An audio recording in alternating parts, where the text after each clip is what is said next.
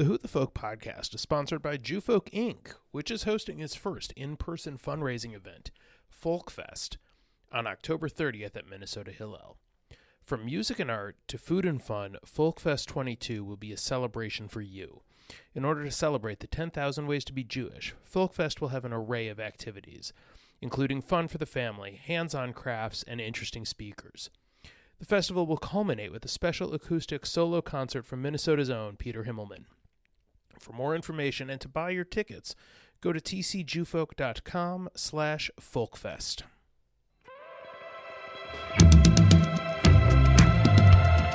Welcome to this week's Who the Folk podcast. I'm Lonnie Goldsmith, the editor of TC Jewfolk. This week is part 2 of our fascinating discussion with local muckraking journalist Scott Rosenberg. In this part of the interview, we cover why he has fought for the voiceless and his excommunication from Chabad on this week's Who the Folk podcast. This interview has been edited for length and clarity. So you grew up conservative, you became Chabad, you publicly left Chabad. Where do you see yourself on your journey? I publicly got thrown out. Okay, you're right. You were publicly excommunicated from Chabad. Well, not just from Chabad. I mean, a friend of mine took everything that was published on my website at that time, which was maybe a month after probably 2 weeks or 3 weeks after the excommunication, and maybe 2 months after the website had been up, printed everything out, went to Rabbi Gibbert, who was I don't know if he is now, was the head of the Kollel in Minneapolis and was very connected in the Litvisher world, ultra-Orthodox world. And so we had the letters back and forth, and Moshe Feinstein, I don't know if I had Moshe Feinstein's letter on Ethiopian Jews that he wrote in response to my question or not. I should say that very clearly to people who aren't going to be aware of all the intricacies of this. But Rabbi Moshe Feinstein was like the ultra-Orthodox rabbi of all ultra-Orthodox rabbis at that point. If you had any legal question, can I do this particular thing? Can I accept this kidney transplant? Can I take this risk and do this particular rare medical thing? Am I allowed to take the risk in the chance of saving my life? Or do I have to just sit back and say, I've got a 10% chance to live and let God save me? And those types of questions, right? Right. He's the one, there's a famous experiment with a decapitated sheep was done for him to show that you can keep a heart beating and the sheep alive without a head.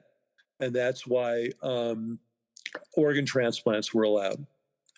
So he was like the top of the top and accepted as that. And the chief rabbi of Crown Heights, who was a Lubavitcher, Rabbi Dworkin, who was a very nice man, and who I knew, when I talked to him about all of this, he said, look, Lubavitch holds by everything that Rabbi Feinstein, we didn't call him that. We called him Rav Moshe, the way anyone in the community would. But whatever he rules, unless it has a direct impact on some custom of Chabad. Mm-hmm. So if somebody asked Moshe Feinstein, how many matzahs do I use at a Seder? And he said 2, because that's the custom of that community, right? Chabad would still use 3 because that's the custom of the Arizal, and all the Hasidim use 3, right? Okay. So they wouldn't switch because Rav Moshe uses 2.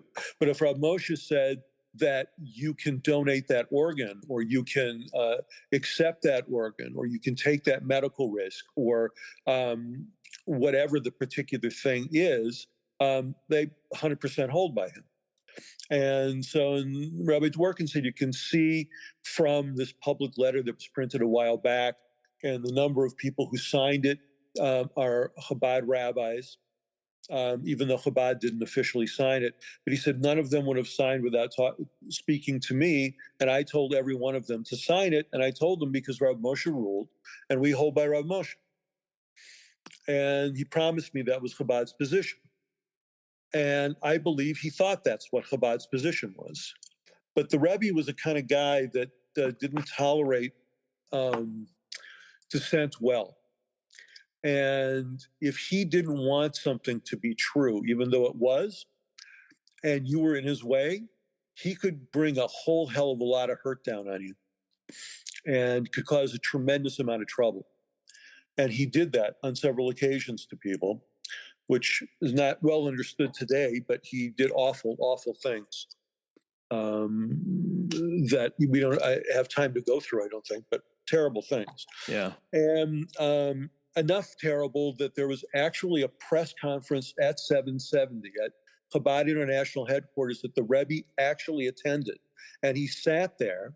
This would have been in the early 70s, I think. Okay. And he sat there, and it was the Yiddish press from all over New York, and people came, I think, from France, and there might have been even Israelis there. And where they tried to get the Rebbe to answer for violence that was being done against one of the 7 members of a Chabad Beit Din that he started. That wasn't the Beit Din of Crown Heights, the religious court of Crown Heights. It was meant to be the religious court of Agudath Hasidei Chabad, which is the overarching organization of all Chabad Hasidim. Originally formed because there are all these splinter Chabad groups that nobody knows about today, and it was meant to unify them, but nobody wanted to be unified, mostly because they didn't want to affiliate with the Lubavitch part of that spectrum. But anyway, so he had co-opted the name and the organization and was trying to use it for something political, and I don't recall what it was now. And also organizational. And one of the first things that he did when he revived this thing is have this Beit Din formed, and he named all the members of it. And one was Rabbi Dworkin, but another was Rabbi Rifkin, who was a very, very senior, well-known rabbi in the ultra-Orthodox world and Orthodox world everywhere, not just in the U.S. And he... the first thing that happened when they had their first meeting was that the Rebbe's chief assistant, Rabbi Hadakov, walked in with an excommunication letter for an Israeli politician. And he said, the Rebbe wants you all to sign this letter and excommunicate this guy. And so there was a moment of shock because that's not how excommunication works. And then one by one, the rabbi starts signing it. And it gets to Rav Dworkin at some point, and he wants to know, did the Rebbe really, do this? And Rabbi Hadakov said yes, and this is what he wants it done. This is why. So Dworkin signed it, but Rifkin wouldn't sign. So the Rebbe put up the letter with the 6 signatures and the blank spot with Rifkin's name under it. He had it put up all over 770, where the Hasidim would see it when they're praying, where they're, wherever they were in the building. Right. And then he gave a public talk. And he screamed and ranted and raved about the one who wouldn't sign. And in a Hasidic community, when you're singled out that way, that's the equivalent of a mob boss saying it's okay to kill this person, and I want you to do it. Yeah. And so Rifkin was an old man, and he was harassed and spit on the street and called a Nazi and a capo and all the things that Chabad and lots of other people call me all the time. Although, to his credit, I want to add that Rabbi Krinsky, who runs Chabad now and who I knew for years before this whole thing happened, never, to my knowledge, participated in anything like that against me. That's when, and Rabbi Feller, who really disagrees with everything I've done and dislikes me tremendously for doing it. But I want to say that never personally did he ever do anything like that. I know. I mean, he could have done it privately, talking to people, but he never did it to my face. Where Rabbi Zeilengold called me a Nazi in front of a lot of people as he was excommunicating me. So, but anyway, so Rifkin was harassed for weeks, and there was anti-Semitic and other graffiti put on his house, and people called all hours of the night to wake him up, and threatened him in Yiddish and in Hebrew and in English and whatever. And it was going on and on and on and on. And his son-in-law, who was a rabbi, I think in St. Louis, wrote um, a article for the Forward in Yiddish before there was an English Forward Sure. about, and it drew a tremendous amount of attention. And either that's when the press conference happened, or it might have been the press conference happened after Rifkin died, because finally one night somebody about 3 o'clock in the morning started trying to break down the front door, banging really, really hard on the front door. And Rabbi Rifkin got up to go downstairs to see what was going on. And his wife told him not to go down, just to call the police. And Rifkin said, no, maybe somebody needs help. I should go see what it is. So she was waiting to call the police. And this guy was banging, trying to get through the door. And as he got to the top of the stairs to start to walk down, he struck that. He had a massive stroke, fell down the stairs, and was dead. Oh, wow. And remember, there were very poor blood pressure control medicines in those days. Sure. So it wasn't like a surprise. You could terrorize people and know that they had a high chance of stroke. And that's what they were doing. And then in the morning, when it became public knowledge that Rifkin was dead, all around Crown Heights, people were saying, you see, this is what happens when you cross the Rebbe. But they were saying that admiringly. That is dark. Right. Well, but this is the stuff that people don't realize. They don't know that the Rebbe before this one, the last Rebbe's father-in-law, was supposedly the head of all Soviet Jews. He was really like the last rabbi standing, is what he was, because almost everybody gone or dead by then, or locked in a prison in Siberia. He was getting money from the American Jewish Joint Distribution Committee, from the Joint, to help Soviet Jews, with the condition that he didn't favor Chabad. He didn't favor Lubavitch, that if there was a rabbi from an opposing group of some kind in a city doing good, all this work was undercover, right? So doing good work, that the money should go to that guy, that the Lubavitcher Rebbe shouldn't send one of his own people there. Okay. He shouldn't. Yeah, sure. And so what allegedly happened is that that Rebbe stole a ton of the money. He used it to fund his own stuff, his own people and his own things, and he didn't fund a lot of the other people he was supposed to fund, or underfunded them.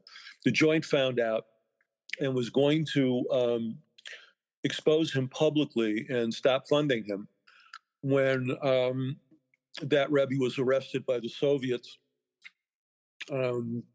for what would be the equivalent, I guess, of treason. I don't remember what the exact charge was, but in those days, you could, putting on tefillin could be. That's not right. It didn't take much back then. Right. So anyway, so he was arrested and was going to be killed, and there was tremendous international intervention for it. And the Joint was afraid to do anything about it, what had happened. So they shut up and participated in trying to get this piece of crap out of prison, out of the Soviet Union. And eventually, he was saved, and it was an international story, huge. If you look at the headlines, even in secular newspapers and whatever. And later, when he was saved again from the Holocaust, he was saved from Warsaw after telling Lubavitcher parents that they should send their children in 1939 in the fall, that they should send their children for the opening Zman, the opening semester of the Chabad yeshiva, and they didn't have to worry about there being a war. There are letters dated in August of 1939 with him promising there'd be no war. The war started September 1st. Yeah, that's it. That did not age well. And when the Germans bombed, they bombed the suburb where Chabad was, Otwock, and across the street from the yeshiva was an orphanage, I think it was, a Jewish orphanage. and the bombs hit the orphanage. And the yeshiva students, some of them, watched body parts of kids fly in the air from the explosions. And some of those yeshiva students later got out with the Mir Yeshiva through Shanghai, with the non-Hasidic Mir Yeshiva, which, by the way, was later beheaded by Rabbi Nosson Tzvi Finkel, whose mother grew up in St. Paul, where Regis Hospital is now, on 13th Street. If anybody listening to this knew Victor Rosenblum was her youngest brother. And they lived on 13th. My father's family lived on 14th. And it was, just backyard to backyard, and then like 3 houses down. And so Nosson Tzvi Finkel's mother was the age of one of my father's older sisters. And he knew the whole family. And then Nosson Tzvi, who is known in the family as Lefty because he wanted to be a pitcher, went on to be this huge Rosh Yeshiva and holy guy in Jerusalem. And by every account I've ever heard, a very nice, sweet man. His mother married someone from Chicago, and they lived there. And then he went and became this great ultra-Orthodox rabbi. His son is the head of the yeshiva now in Jerusalem. But I knew his brother because his brother used to come here sometimes, and I knew him from that. And then had a brief class with him in a yeshiva I was in that he used to kind of moonlight and teach at. And after about 3 classes, I turned to somebody else in the class and I said, "Do you understand any of this?" And it was, for people wondering, it was Yevamot, which is considered the hardest tractate in the Talmud. Okay. And I don't know anymore what it was we were studying, but it's one of the hardest parts of that tractate. And it's like the exact kind of thing I can't do. Like, if this person is married to this person's aunt, who's the sister of that person's niece, who, when it goes through these whole things, it ends up that one person is married to the other person, and they're the same person. How they have 2 genders, we're not sure, but they're now together, and it goes in these. It's like imagine rabbis on acid, okay? And then take like this incredibly intricate, boring, and difficult subject, and throw it all together, and then follow it when someone presenting it has no idea what it's like not to be a genius. So I asked the guy, "You understand this?" He said, "No, not really. I'm getting better, but not really." So I was significantly behind everybody else in the class. I had skipped like the equivalent of skipping like 3 grades or 4 grades in middle school or high school, and because they didn't have anything in between for me, and I was like maybe 1 grade too high, okay, maybe 2. That situation didn't last very long, but he's a nice guy, but you forget following him. Yeah. Anyway. So where do you see yourself on your journey now? I mean, obviously it's been a roller coaster for you for a while, and 6 years past the site being sold. Where are you on your journey? I think in response to the New York Times story we talked about earlier, and they get no secular education to speak of, and they're graduated as basically illiterate. They can't fill out forms at a doctor's office, or often sometimes can't speak English, don't know anything about science, sometimes know nothing about math. They can usually add, but past that is very questionable. Can't write an English sentence, nothing. And they're graduated and considered, it's considered education in the state of New York. That's what you graduate. And politicians for years have been lying about what's going on because they want the Hasidic bloc vote, which is very significant. So a number of, to his credit, Bloomberg didn't do this, but not much at least. But every other mayor I'm familiar with lied through his teeth to protect that community.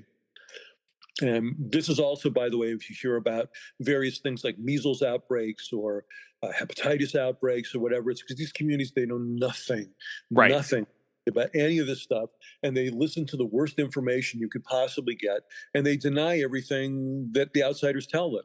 if it doesn't fit in with what they want to believe. And that's how the whole mitzitza b'peh, the mouth to newly circumcised genital sucking that goes on during circumcisions and transfers lots of different diseases from syphilis to herpes, why that still goes on in those communities. You look shocked. I am a little shocked.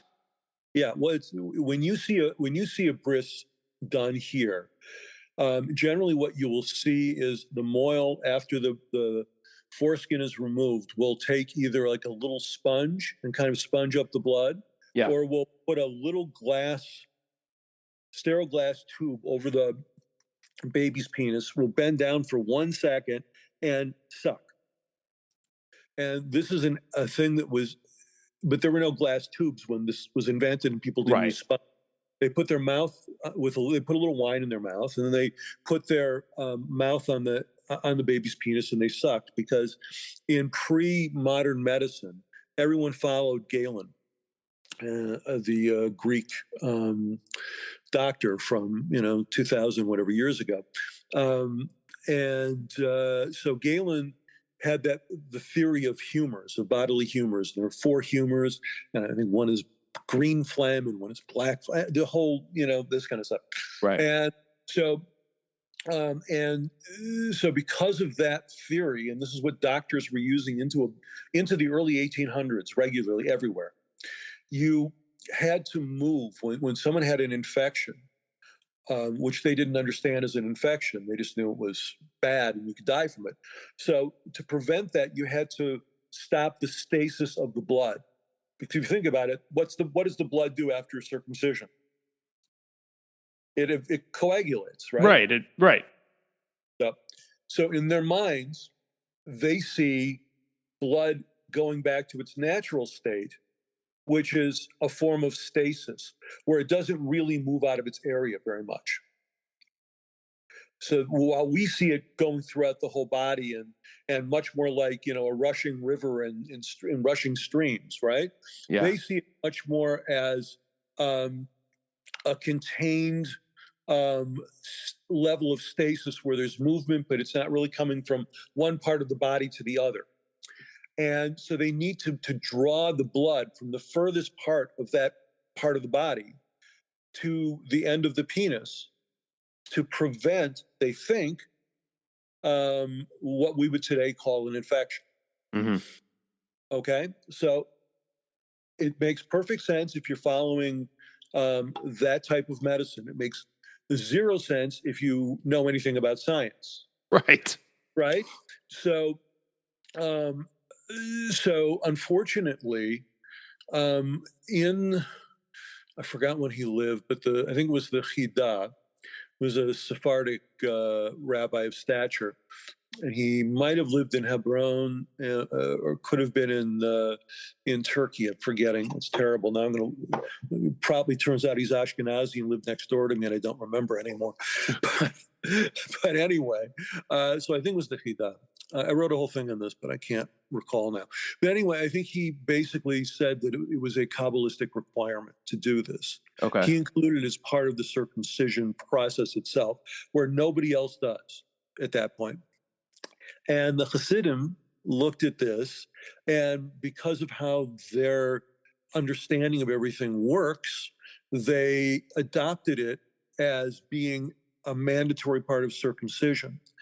So when you go to circumcision in Crown Heights, and there's no, as long as the baby isn't being born to a mother who might have some type of transmittable infection, sure, the mohel will bend down and suck the baby's penis, his mouth directly to the baby's bleeding penis. And this happens in all Hasidic communities. It happens here when a mohel's brought in. Sometimes, not all the time, but sometimes. Okay. And there was a big fight over trying to make it illegal in New York.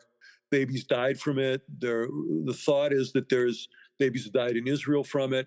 And the thought is that it probably is contributing to learning disabilities in some kids and doing types of brain damage that we can't quite recognize yet.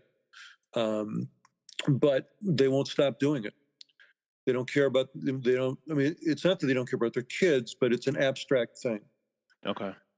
Maybe it would be different if it were 100 or 200 kids dying every year instead of, one or two dying every couple of years. But they refuse to stop, and they lie, and they threaten, and the mayors of New York City successively, basically, except for Bloomberg, basically said, yeah, okay, fine, we'll look the other way, like they did with the yeshivas. It's all the same political problem. It's all the same corruption problem, and the same people are the ones that end up being hurt. It's always the most vulnerable in those communities. It's the kids. It's the women who can't get divorces because their husbands are blackmailing them and extorting their families, and it's those people that suffer the most. It's those people that are regularly hurt. And without the internet, no one would know about it. Jewish media generally, but Jewish media generally won't cover these stories. It's the existence of the media, of the internet, and what I did in that first generation of blogging, what Protocols really did as the mothership of all news blogs in the Jewish world. It's what Protocols, me, several other places have done or are doing, that made the rest of it possible. You wouldn't have the New York Post and the Daily News doing stories about kids being raped in mikvahs and cover-ups by the Brooklyn DA, if it weren't for what we did to give them, I guess, the cover for it, to expose the stuff, to help them get in the community, to get people to talk to defend them when they were being lied about by the community. And the main thing I would close with that is that the mainstream Jewish community, and by this I mean all of the federations, the conservative movement and its organization of rabbis, and the reform movement and its organization of rabbis, and of course modern Orthodoxy and the rabbinical the RCA, its organization of rabbis, all of them, and the ADL and the other defense organizations, but especially the ADL, are guilty as sin. These are people who did everything they could do most of the time to ignore what they knew to be massive abuse of children and cover-ups of that abuse, whether it was the child sex abuse. I'm not saying that there are more abusers naturally in the ultra-Orthodox community. I'm saying the cover-ups and the way the community is organized and the number of kids makes it very easy for an abuser to function. Unless there are steps taken to stop it, those steps have not been taken. All of the organizations I just mentioned have done either nothing about it or have either privately or publicly attacked those of us who tried to. So, but anyway, the Jewish community, the official community, everything it does is basically that way.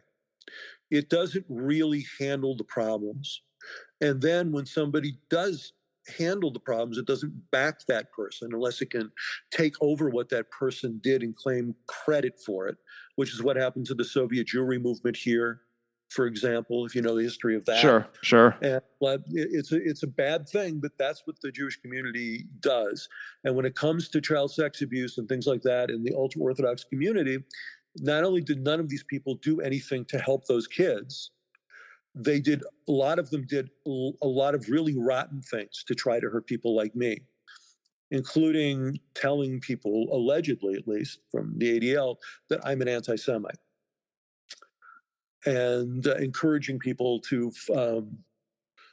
find ways to get me out of the business. Well, they try as they might have.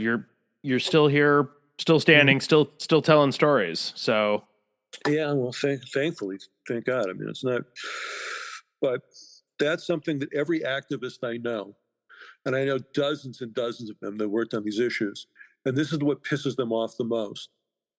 And when the New York Times piece came out 2 weeks ago, and it was almost 3 weeks ago now. And the ADL responded the way it did, which was to attack the New York Times for a piece that not only we all knew was true, but had been reported basically all the same facts almost in the Jewish Week 7 years earlier by different reporters, one of them a friend of mine. Yeah. And all being verified 1,000 times over. And the ADL attacked the New York Times, insinuated they were anti-Semitic, and were highly critical of the framing, quote unquote, of the New York Times. What was the framing? Kids are being hurt. The rabbis are doing it intentionally, and they won't change. Right. And all those are facts. Yeah, absolutely.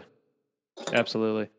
Well, Scott Rosenberg, thank you so much for joining me.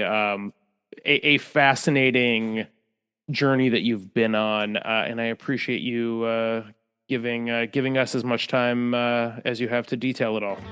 It was fun, thank you, but thank you for tolerating me for that much time.